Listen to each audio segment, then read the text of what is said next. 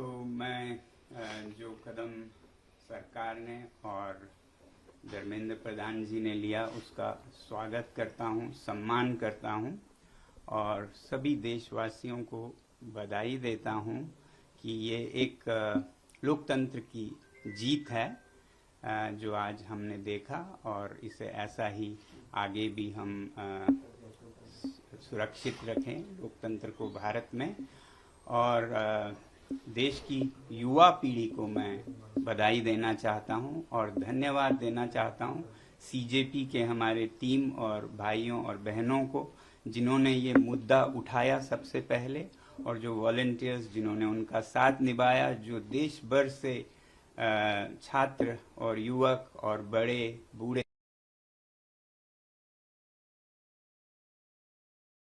लोकतंत्र के लिए खड़े हुए, उन सब का सम्मान करता हूं मैं।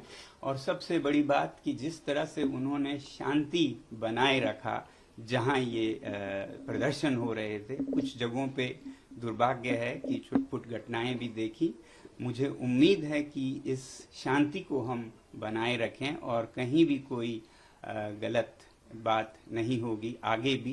ये जो शक्ति है लोकतंत्र की वो हमारी शांति से हुई है, ना कि हमारे बाजुओं के बल से। उसके मुकाबले तो आपके बंदूकें हैं, मगर जो शांति की हमने ताकत दिखाए उसके मुकाबले कोई हथियार नहीं है, तो उसे बनाए रखें।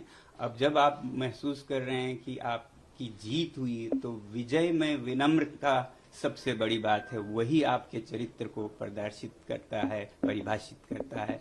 तो अब जब इस आंदोलन को ज़रूरत पड़े और कुछ आगे लेना हो या फिर अभी रोकना हो, जो भी करें बहुत ही शांति से करें।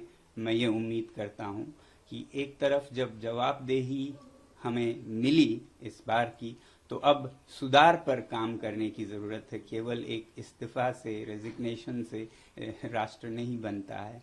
तो शिक्षा में सुधार हो, इस पर भी आगे काम हो। मुझे पूरी उम्मीद है जिस उदारता से सरकार ने ये कदम ली है वो इसमें अब सुधार के कार्यों में भी जुड़ेगी।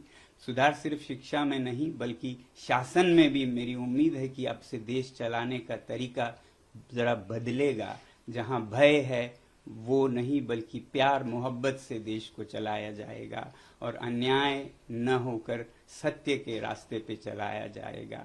और वैसे ही जहाँ कहीं भी जिस रूप में भी भ्रष्टाचार है उसे हटाया जाएगा और सच्चाई के रास्ते पे एक भारत देश के लिए और विदेशों के लिए भी एक उदाहरण बनेगा, सच में विश्व गुरु बनेगा। ऐसी मेरी आशा है कि ये एक नया भारत की शुरुआत होगी। मैं उम्मीद करता हूं सरकार से कि इस बदलाव के साथ ही बहुत से और बदलाव भी लाएंगे शासन चलाने के तरीकों में भी। अब क्योंकि मैं लद्दाख से हूं और एक पर्यावरण कर्मी हूं, एनवायरमेंटलिस्ट हूं, तो मैं उम्मीद करूंगा सरकार के से कि जो लद्दाख के पहाड़ों को संरक्षित करने की, वहां के लोगों को लोकतंत्र देने की प्रक्रिया चली है, उसे भी बिल्कुल ईमानदारी से चलाया जाए। उसे कमज़ोर करने की कुछ कोशिशें हो रही हैं, वो सब छोड़कर जनता के साथ प्यार मोहब्बत से मिलकर हम सीमाओं को सुदृढ़ और शांत बनाएं, विकास के रास्ते पे लें। तो लद्दाख में बहुत ही ईमानदारी से लोगों के साथ ये प्रक्रिया जारी हो। बल्कि हमारे पड़ोसी राज्य जम्मू कश्मीर में भी, जहाँ भी लद्दाख में हो, जम्मू कश्मीर में हो, जो लोगों से वादे किए हैं स्टेटहुड के, लोकतंत्र की, वो वहाँ भी बहाल हो, ये हमारी उम्मीद है। ये तो मैं अपने हिसाब से कह रहा हूँ क्योंकि मैं उस इलाके से आता हूँ।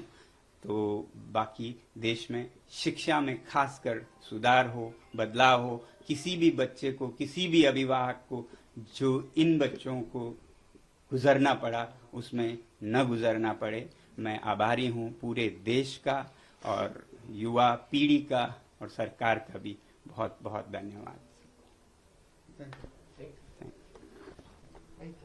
I welcome this step taken by the government and the Education Minister Dharmendra Pradhan ji to step down in this hour of need. They have shown sensitivity on the part of the government, and I want to congratulate the nation. It's a victory of democracy, and we should all cherish it.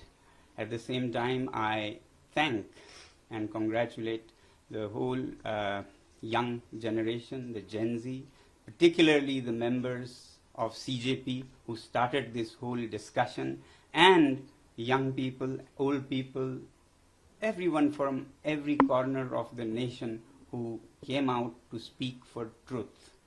And I hope that we can take this path of peace that was so visible in this movement and continue to be on that and never digress from the path of peace.